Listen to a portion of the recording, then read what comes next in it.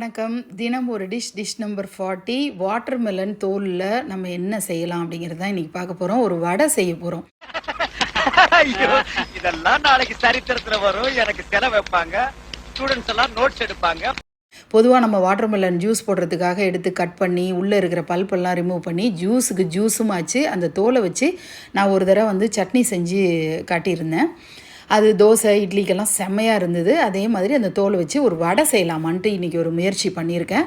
இது பாருங்கள், நிஜமாகவே ரொம்ப நல்லா இருந்தது. வாட்டர் மெலனில் ஏராளமான சத்துக்கள் இருக்குது. அதில் இருக்கக்கூடிய தோலும் கூட நல்ல சத்து வாய்ந்தது தான். அதனால் நீங்கள் அந்த தோலை தூக்கி போட்டுறாமல் அதை மாடு சாப்பிட்றதுக்கு பதிலாக மனுஷன் சாப்பிடலாம். ஸோ நீங்கள் அந்த தோலை நல்லா துருவி எடுத்துக்கோங்க. துருவி எடுக்கும்போது ஈரமாக தான் இருக்கும். நான் தண்ணி ஊற்றலை, ஆனால் பார்த்தீங்கன்னா சொதன்னு ஈரமாக இருக்கும். அந்த ஈரத்தையே நம்ம அப்படியே யூஸ் பண்ணிக்கலாம். அதையும் நீங்கள் ரிமூவ் பண்ணாதீங்க, அப்படியே வச்சுக்கோங்க.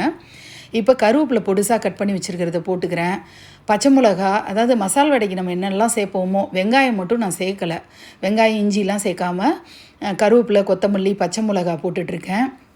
இப்போ கரம் மசாலா பவுட்ரு கொஞ்சம் போட்டிருக்கேன். ஜீரக பவுட்ரு கொஞ்சம் போட்டுக்கிறேன்.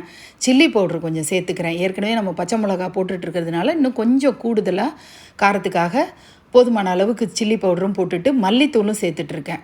எல்லாமே நான் டிஸ்கிரிப்ஷன் பாக்ஸில் கொடுக்குறேன். இதை தவிர நம்ம மெயின் இன்க்ரீடியண்ட்டாக கடலை மாவு இதில் சேர்க்குறோம்.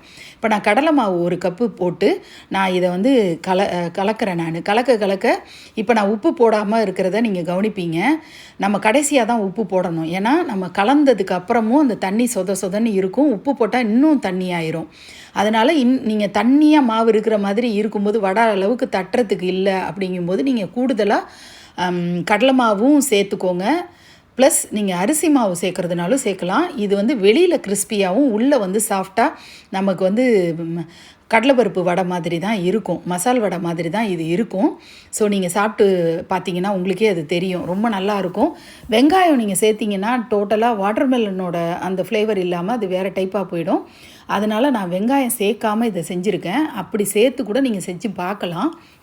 இது பார்த்திங்கன்னா ரொம்பவே வித்தியாசமான டேஸ்ட்டில், அதே சமயத்தில் சாப்பிடக்கூடிய அளவுக்கு நல்ல டேஸ்டியாகவே இருந்தது.